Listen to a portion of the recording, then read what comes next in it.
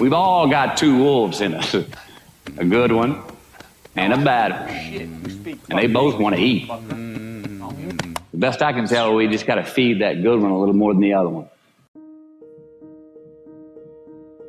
Happiness is an emotional response to an outcome.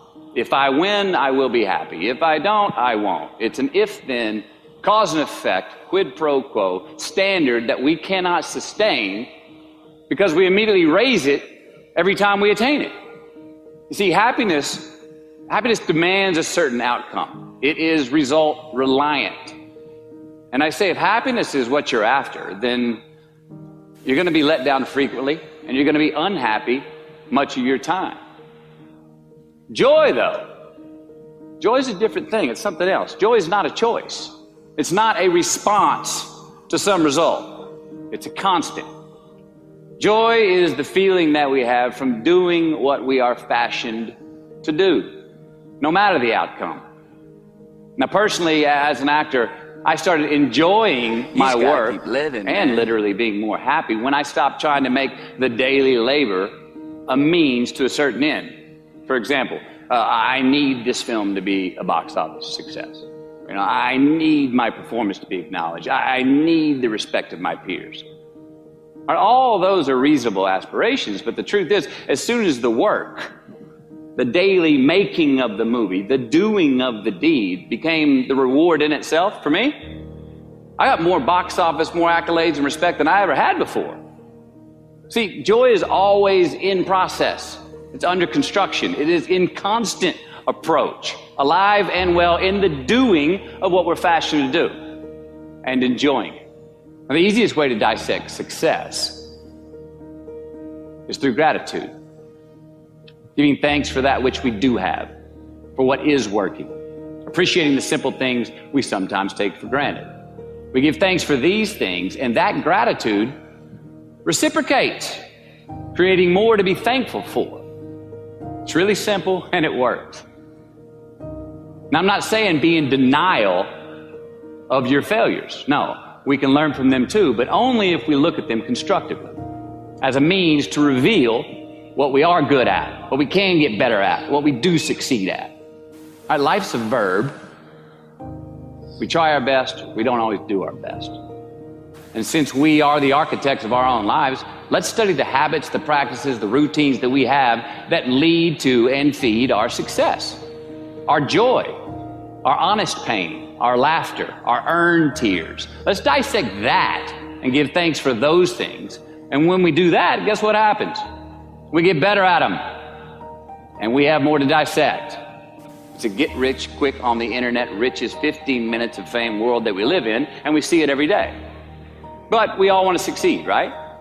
So the question that we got to ask ourselves is what success is to us, what success is to you. Is it more money? That's fine. I got nothing against money. Maybe it's a healthy family. Maybe it's a happy marriage. Maybe it's to help others, to be famous, to be spiritually sound, to leave the world a little bit better place than you found it. Continue to ask yourself that question. Now, your answer may change over time, and that's fine. But do yourself this favor. Whatever your answer is, don't choose anything that will jeopardize your soul. Prioritize who you are, who you want to be, and don't spend time with anything that antagonizes your character. Don't drink the Kool-Aid, man. It tastes sweet, but you will get cavities tomorrow, all right? Life is not a popularity contest. Be brave, take the hill, but first answer that question, what's my hill? Well, for me, it's a measurement of 5 things. We got fatherhood. We got being a good husband. We got my health, mind, body, and spirit. We got career, and we got friendships. These are what's important to me in my life right now. Because I want to keep all 5 in healthy shape.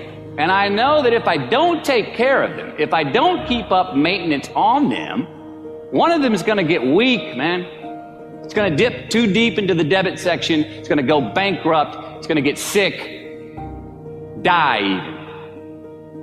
So first, we have to define success for ourselves.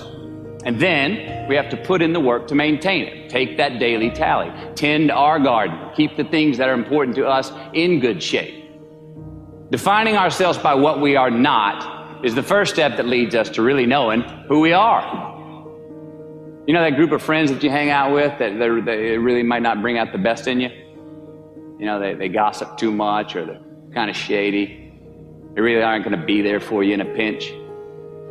Or how about that bar that we keep going to that we always seem to have the worst hangover from? Or that computer screen, right? That computer screen that keeps giving us an excuse not to get out of the house and engage with the world and get some real human interaction. Or how about that food that we keep eating, the stuff that tastes so good going down, it makes us feel like crap the next week, we feel lethargic and we keep putting on weight? Well, those people, those places, those things, stop giving them your time and energy. Just don't go there. I mean, put them down.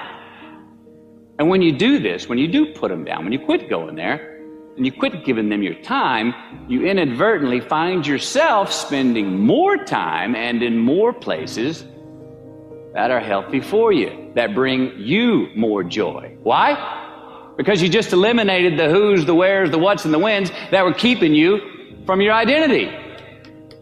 Like, trust me, too many options, I promise you this, too many options will make a tyrant of us all. All right, so get rid of the excess, the wasted time. Decrease your options. If you do this, you will have accidentally, almost innocently, put in front of you what is important to you by process of elimination. Knowing who we are is hard. It's hard. So give yourself a break. Eliminate who you are not first, and you're going to find yourself where you need to be. Make voluntary obligations. I'm talking about the ones that we make with ourselves, with our God, with our own consciousness. I'm talking about the you versus you obligations. We have to have them. Now again, these are not societal laws and expectations that we acknowledge and endow for anyone other than ourselves. These are faith-based obligations that we make on our own. These are not the lowered insurance rates for a good driving record. You will not be fined or put in jail if you do not gratify these obligations I speak of. No one else governs these but you. They are your secrets with yourself, your own private counsel, personal protocols. And while nobody throws you a party when you abide by them, no one's going to arrest you when you break them either, except yourself. An honest man's pillow is his peace of mind. And when you lay down on that pillow at night, no matter who's in your bed, we all sleep alone. These are your personal Jiminy Crickets, and there are not enough cops in the entire world to police them. It's on you. It's on you. We do our best when our destinations are beyond the measurement, when our reach continually exceeds our grasp, and when we have immortal finish lines. And when we do this, the race is never over. The journey has no port. The adventure never ends because we are always on the way. So do this, and let somebody else come up and tap you on the shoulder and say, hey, you scored. Let them run up and tap you on the shoulder and say, man, you won. Let them come tell you, you can go home now. Let them say, I love you too. Let them say, thank you. Take the lid off the man-made roofs that we put above ourselves and always play like an underdog.